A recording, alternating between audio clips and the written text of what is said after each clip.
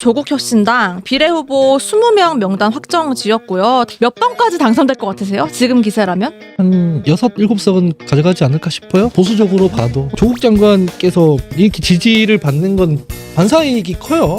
김건희 방탄을 하고 있는 상황과 또 한쪽에서는 이재명 방탄 정당 아니냐라고 문제 제기하는 유권자들이 갈라져 있는 상황에서 조국 장관한테 문제 제기하는 건 층위가 완전히 다릅니다. 조국 장관 같은 경우에는 정당이 나서서 이 사람을 방탄하거나 이럴 일은 없다는 거죠. 지지율이 오르고 있는 상황이기 때문에 양당이 제대로 하면 사실 지지율 빠질 거다. 코미디 아니에요? 조국 대표가 창당하고 정치 참여를 하는 게 상식과 순리대로 봤을 때 맞냐고요. 이렇게 네. 면죄부를 주는 게 20% 저는 안팎. 이해가 안 돼요. 지지율이 지금 갤럽 조사에 따르면 19%라고 하는데 네. 말이 되는 게 맞아요? 제일 큰 원인은 이재명 대표한테 있다고 이재명, 봐요. 네, 약간 이분들이 민주당의 비례를 지지할 수가 없게 된 이 상황이잖아요.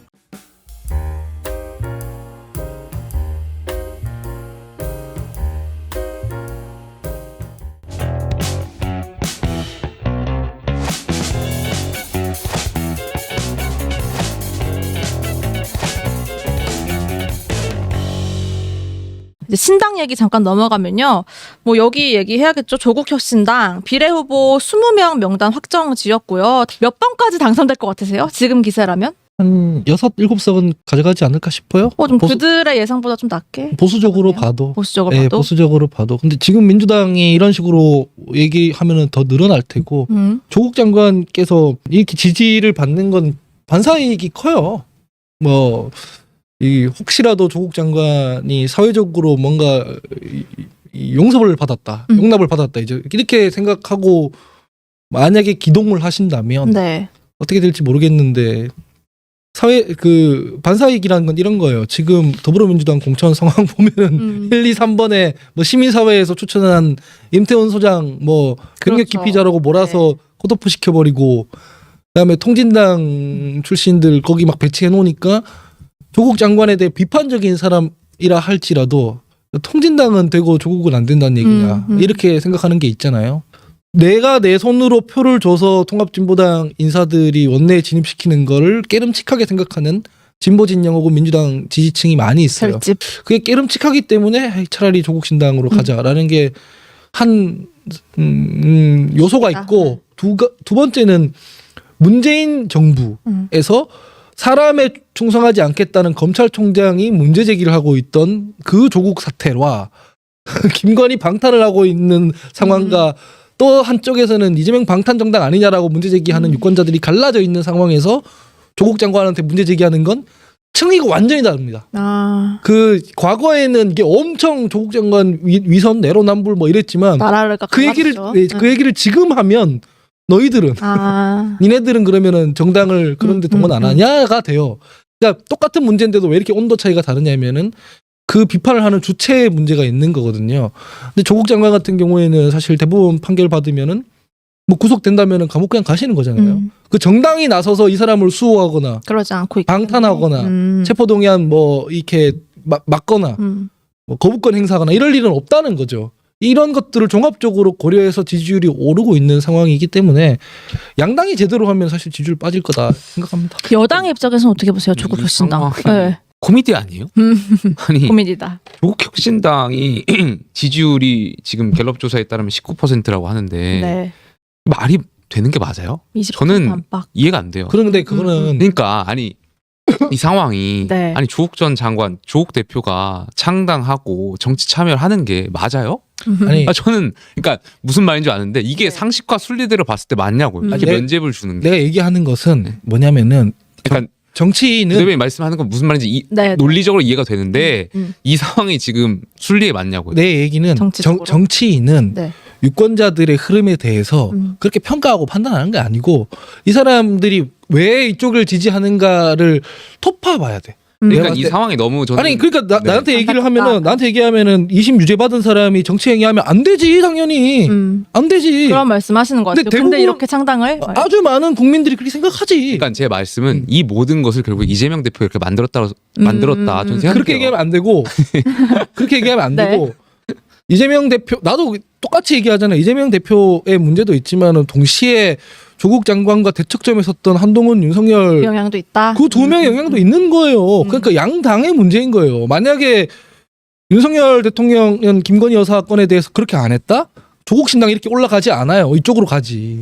이게 너무 일종의 너무 당연한 거거든요. 네. 심지어 조국 장관, 조국 혁신당의 지지율 보면 20, 30대는 없어요. 뭐 20%가 뭐 0%다 지지율이 이렇게 아직도 미래 세대한테는 전혀 지지를 못 먹히지 받고 않는 거죠. 있는 네. 거거든요. 네.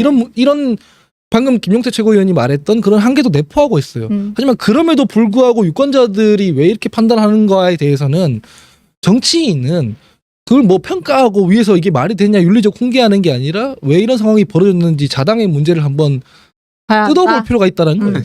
저는 이 네. 사건의 제일 큰 원인은 이재명 대표한테 있다고 봐요. 그러니까 민주당 분들이 분명히 이제 조국혁신당의 지지층들은 대다수가 이제 민주당의 지지층일 텐데 네, 이분들이 민주당의 비례를 지지할 수가 없게 된 이 상황이잖아요. 그러다 보니까 이제 대한정당으로서 비례 대한정당으로서 조국혁신당을 선택하게 된 배경이 될 텐데 그러니까 이 배경을 결국 이재명 대표가 좀 만들었다고 생각을 말씀드리는 거고 네, 생각이 네. 좀 다른 것 같아요. 네. 얘기는 그렇습니다. 더불어민주연합 지지율이 24%잖아요. 네. 조국혁신당 19% 아니에요. 네. 합치면 43%거든.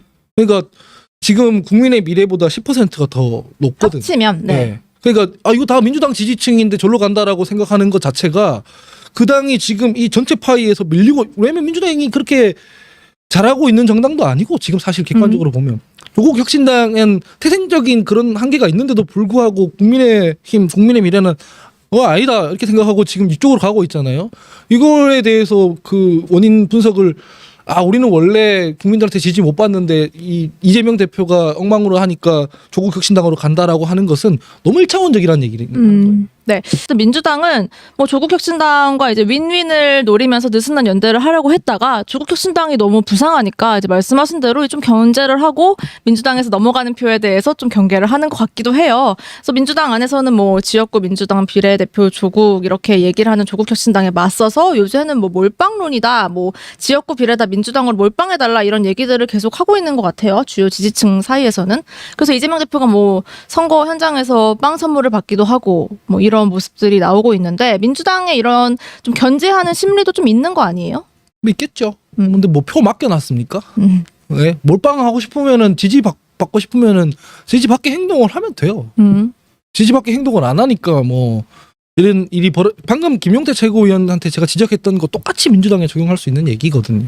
왜 본인들이 아니라 조국 혁신당 쪽으로 많은 유권자들이 저렇게 가는지를 스스로 생각할 필요가 있죠. 사실은 저는 울산 같은 험지에서 자당 의원 컷오프 시켜버리고 진보당에 내줘버리겠다는 발상 자체가 이해가 안 돼요. 우리 민주당이 뭐 그렇게 지금 쉬운 상황이라고 그런 것들이 다 불만으로 누적돼 있을 거거든요.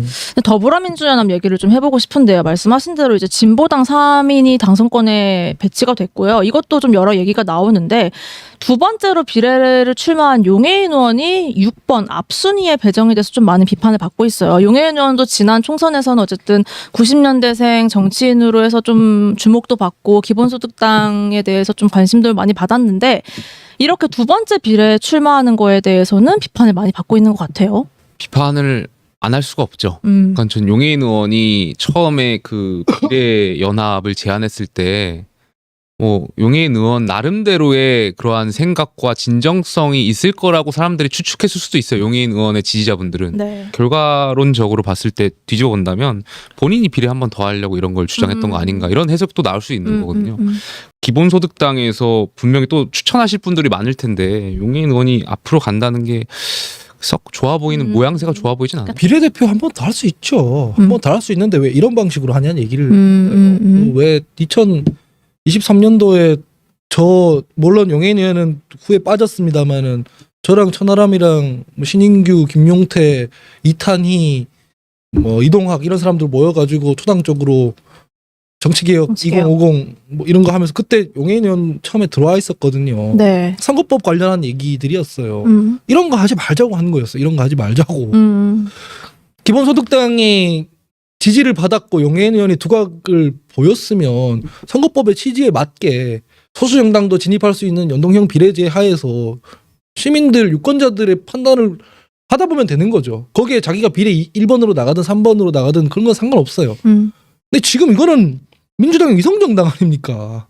민주당 위성정당의 위장막을 쳐주고 있는 거 아닙니까? 네, 그래서 모르겠어요. 그 저기 방금 김용태 최고가 말씀한 것처럼 본인 배지 한 번 더 달고 싶어서 주장한 거 아닌가라는 비판을 어떻게 피해갈 수 있는지 잘 모르겠어요.